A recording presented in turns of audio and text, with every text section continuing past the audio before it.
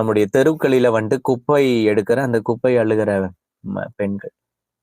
அவங்க குப்பை அள்ளுறதுக்கு வரும்பொழுது, தள்ளு வண்டி குடுத்துருக்காங்க. அந்த தள்ளு வண்டி எல்லாத்தையும் தள்ளிட்டு போயிட்டு இருக்காங்க. என்னைக்கு இதெல்லாம் மாறும்னு தெரியல.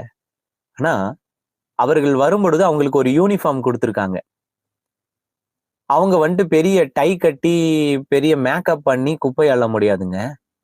அவங்க அவங்களுடைய தகுதிக்கு ஏற்றார் போல தான் டிரெஸ் பண்ணிட்டு வருவாங்க. ஆனா, இந்த குப்பை ஒவ்வொரு வீட்டுக்கிட்டயும் விசில் அடிப்பாங்க. விசில் அடிச்சு குப்பைய கேட்கும் பொழுது, நாம என்னமோ பெரிய கடவுளின் பிள்ளைகள் போலவும், கடவுளுக்கு நிகரானவர்கள் போலவும், அந்த குப்பையெல்லாம் நிக்கிறவங்க ஏதோ ஆ இருக்கிறதே மகா பிச்சைக்காரர்களும், வாழவே தகுதி இல்லாதவர்கள் போலவும், அதிகாலையில நீங்க பேசுகிற, இல்ல நீங்க செய்கிற பிஹேவியர் இருக்கு இல்லையா? அந்த குப்பைய அப்படியே அப்படியே குடுக்குறது, அப்படியே முகத்த திருப்புறது.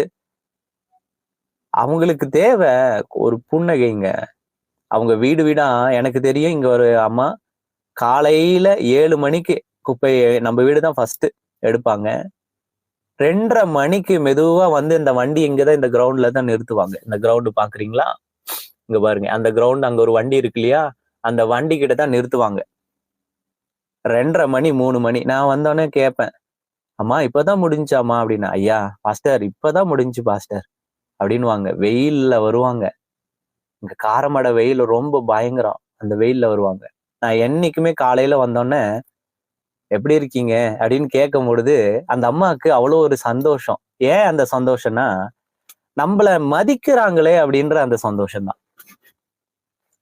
நம்மளையும் மதிக்கிறாங்களே, நம்மள விசாரிக்கிறாங்களே. எல்லாரும் நம்ம குப்பை போடுறதுனால, நம்ம ஒரு மாதிரி பார்க்கும் பொழுது, நம்மளையும் மதிச்சு கேட்கிறாங்களேன்னு, அவங்களுக்கு அதுதாங்க வேணும். ஒருவேளை நீங்க 500 ரூ. 500 குடுக்கலாம், ரூ. 100 குடுக்கலாம். ஒரு பிச்சைக்காரனுக்கு பிச்சை போடுற மாதிரி நினைக்கலாம். அவங்களுக்கு அது வேண்டாம். சோ உங்ககிட்ட ரிக்வெஸ்ட் பண்ணி கேட்கிறது என்னன்னா, உங்க வீட்டு பக்கத்துல குப்பை அள்ள வருவாங்க. அவங்களுக்கு நீங்க எதையும் செய்ய வேண்டாம். நம்ம குப்பைய தான் போட போறோம். நம்மளுடைய வேஸ்ட்ட தான் அள்ளி போடுறாங்க. அவங்க ஆண்டவருடைய வேலை செய்றாங்க. கடவுளுடைய வேலை. கடவுளுடைய வேலை என்ன தெரியுமா? நம்மளுடைய அழுக்கான, குப்பையான வாழ்க்கைய நம்ம விட்டு எடுத்து போடுறது.